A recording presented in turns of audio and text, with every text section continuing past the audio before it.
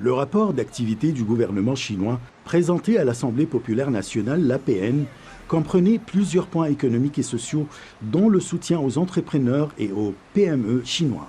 L'innovation et le soutien apporté aux petites et moyennes entreprises vont de pair.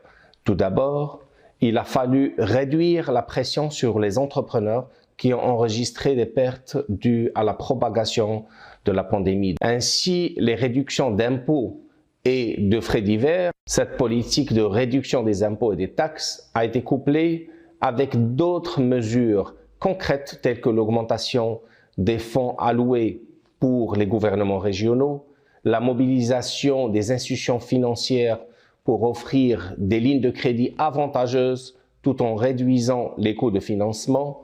Et parallèlement, nous avons observé un taux d'intérêt revu en baisse de façon permanente. Dans son rapport d'activité, le gouvernement chinois a fixé l'objectif de croissance économique de cette année à environ 5%.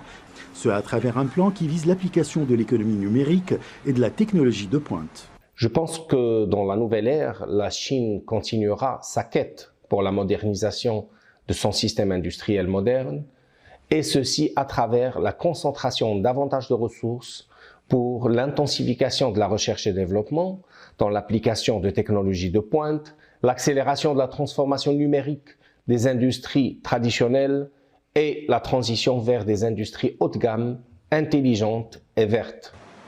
Le rapport indique également le projet du gouvernement d'augmenter et d'encourager les investissements étrangers en Chine, la mise en place d'un nouveau modèle de développement et une révolution technologique dont les pays en développement, notamment les pays africains, pourraient en profiter.